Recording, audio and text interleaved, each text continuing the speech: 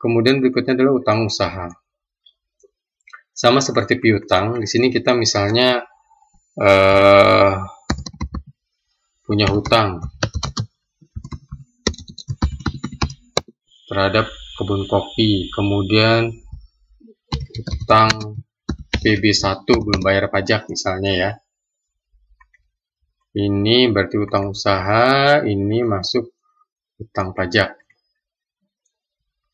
Kemudian saldo utangnya, misal ini ada utang 30 juta. Ini ada hutang misalnya 20 juta. Nah, di sini rencana pembayarannya bagaimana? Misal 2022 mau dibagi dua kali pembayaran. 20. Oke, ini anggap sekali bayar di tahun 2000. Ya. Angka ini nanti bisa dirubah-rubah anggarannya kalau secara keseluruhan sudah muncul. Jadi sekarang terlihat nih utang usaha, ini akan dibayarkan sekitar sekian nih, 40. Ya.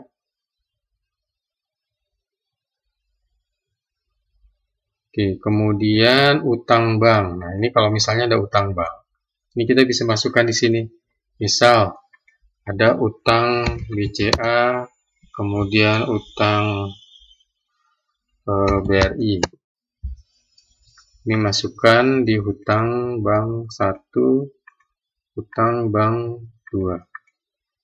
Nah, hanya untuk menghitung, ini kan diperlukan saldo pokok ya, per 31 Desember. Kalau misalnya dipinjamnya per Desember itu menghitungnya bagaimana, di sini sudah disediakan kalkulator pinjaman. Tapi ini menghitung standar, artinya kalau memang sudah ada perincian dari banknya, bisa diisikan langsung. Jadi tidak perlu menggunakan ini hanya untuk referensi umum, karena perhitungannya umum. Ya. Jadi ini perhitungan pinjaman tahun lalu. Tadi misalnya BCA, kemudian di sini BRI tadi ya. Ini bunganya 5%, 5%. Tenornya ini 36. Jumlah ini 150, 75 ya.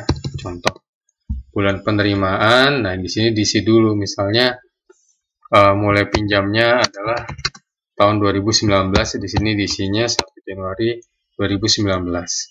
Ini anggap mulai bulan 2, ini mulai bulan 5. Jadi di sini sudah muncul angkanya. Nanti bisa dilihat, ini kita bisa lihat total saldo pokok dan saldo bunga. Jadi tadi kan kita melihat untuk tahun 2022. Berarti di sini kita bisa melihat sisa pokok adalah 20. Ini bisa kita copy. Nah, kemudian kita pindahkan ke sini. Oh, ini BCA dan BRI, berarti kalkulator pinjaman kita bisa copy langsung 2. Sorry ya, bukan total. Ini kita copy. Kemudian kita paste di sini. Angkanya ya. Nah, kemudian balik lagi, ini ada bunganya. Bunganya sisanya tinggal sekian. Ini kita copy.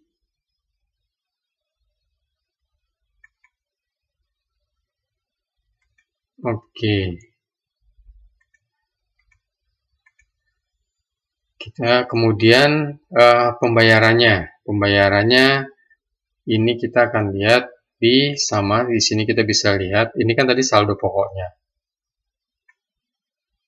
Nah, kemudian kita lihat total pembayaran pokok adalah sama ya, karena memang habis di 2022. Ya, karena sama kita bisa masukkan sama ya. Jadi copy saja dari nilai yang ada di sini.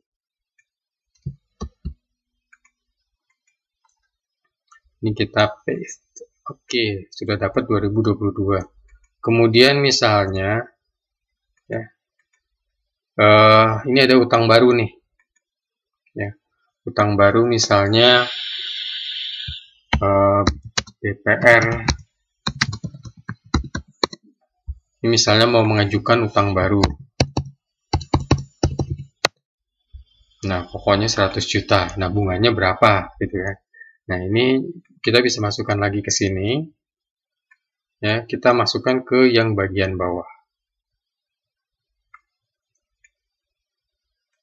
Ya, ini bisa kita buka dulu. Bagian bawah tadi BPR. Ya, kalau sudah ada perhitungan perinciannya bisa mengambil perincian yang dari banknya ya. Misal 6%, tenornya 24 bulan. Misalnya pinjamnya tadi berapa? 100.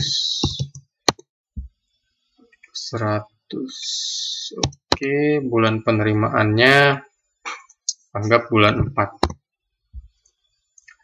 Oke, sudah muncul angkanya secara otomatis. Jadi di sini kita bisa melihat total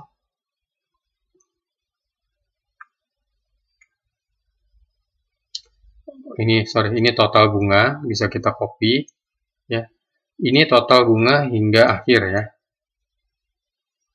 Yang dibayarkan gitu, yang dibayarkan. Jadi kita bisa copy ini. Jadi total bunganya adalah sekian. Kemudian pembayarannya. Nah, untuk pembayaran sama kita copy yang di ujung sebelah sini. Jadi ini pokok yang dibayarkan 2022. Ini copy.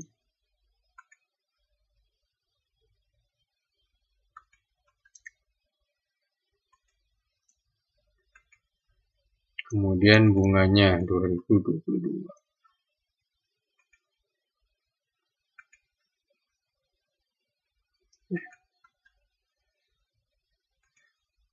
Untuk 2023 juga sama, tinggal di copy tadi pembayarannya.